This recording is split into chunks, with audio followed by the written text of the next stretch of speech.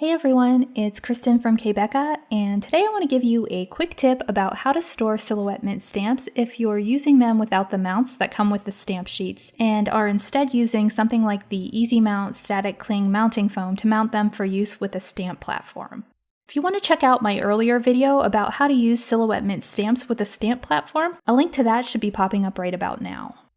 So after I made the video about how to use mint stamps with a stamp platform, a couple of you asked me how to store the stamps, and this is a great question and one that I actually didn't really think too much about when I was making that first video.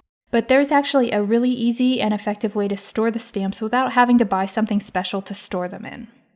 I have this stamp here that I made earlier to use with the stamp platform, and I discovered after testing just the stamp sheet by itself with the platform that it was just too thin to work. So I cut some Easy Mount cling foam to the same size as the stamp and mounted the stamp to the platform this way with great results. Adding the cling foam made the stamp a lot thicker than it originally was though, so you can't store it exactly like you would if you used the mint stamp with the mount that the stamp sheets come with. When you buy a set of mint stamp sheets, you'll get a stamp mount for each sheet, and this is what you would adhere the stamp sheet to if you were stamping with the Silhouette Mint stamp blocks.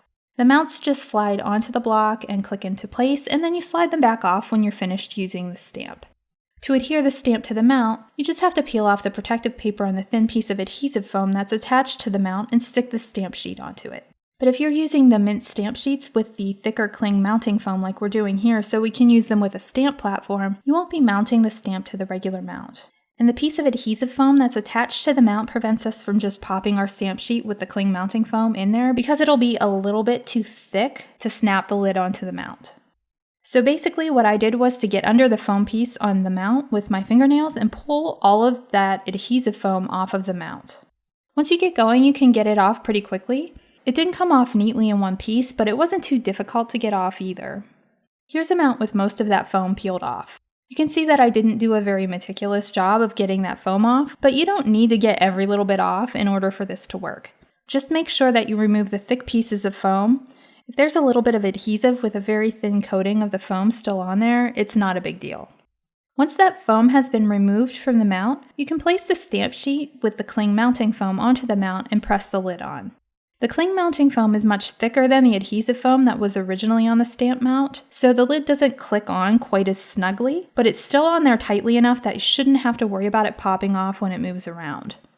Also, since the mounting foam is thicker, when you press the lid on, the stamp will press onto the inside of the lid, which will leave a stamped impression. But that's not really a big deal either. And you can use the labels that come in the mint stamp sheets to create labels for the mounts, so you know what's what, just like you would if you were using the stamps with the mount and a stamp block.